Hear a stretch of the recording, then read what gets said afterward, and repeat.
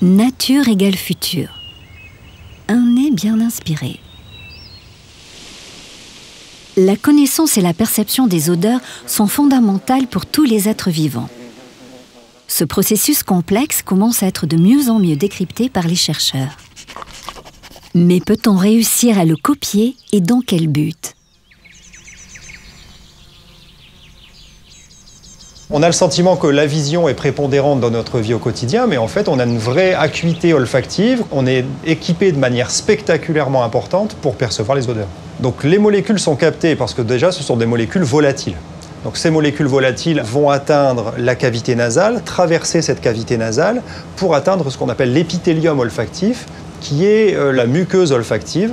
Elle est protégée par une fine couche d'eau. Lorsque ces molécules vont donc être solubilisées dans cette couche d'eau, elles vont finir par migrer jusqu'à nos neurones olfactifs, qui sont la seule partie de notre cerveau qui est exposée à l'air libre.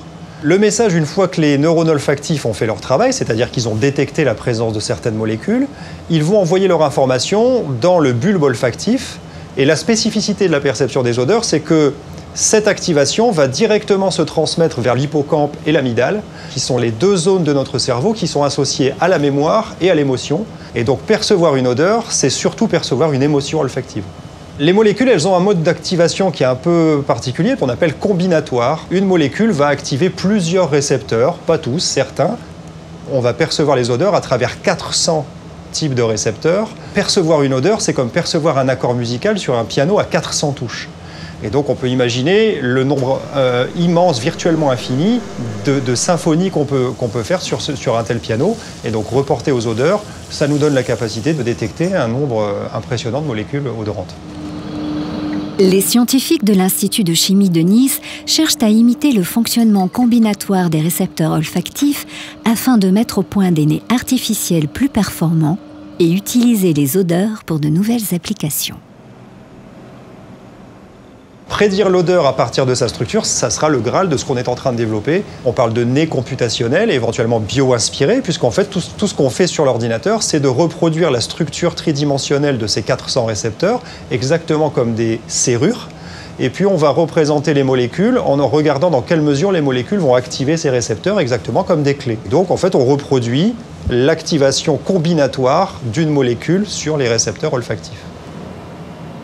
À travers notre interaction avec la société Arribal, on travaille sur le développement du néose, parce que le néose est le prototype du biomimétisme. Il reproduit de manière électronique et biologique le fonctionnement d'un nez humain.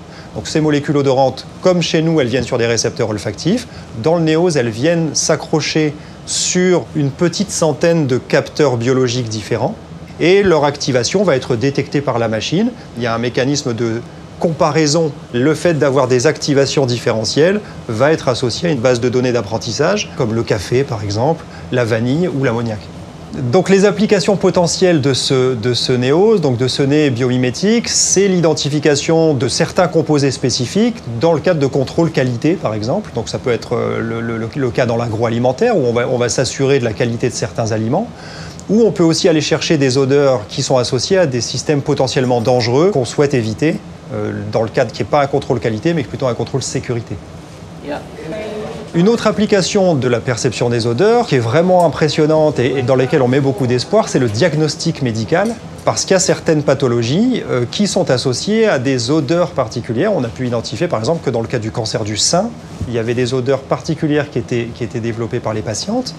Et c'est aussi le cas par exemple, on a quelques exemples pour Alzheimer ou Parkinson. Et donc on peut imaginer qu'avec ce type de capteur extrêmement précis, on serait en mesure de faire des diagnostics beaucoup plus précoces qu'à l'heure actuelle. C'est un diagnostic qui est non invasif. Donc il est extrêmement facile à mettre en œuvre parce que rapide et puis on ne vient pas perturber les patients. Tout ce qu'on cherche à faire, c'est capturer les volatiles qui sont en train d'émettre. Mieux analyser une odeur, mieux la détecter où on comprend parfaitement les effets sur les organismes vivants, permettra donc demain de mieux nous nourrir, mieux nous protéger et mieux nous soigner.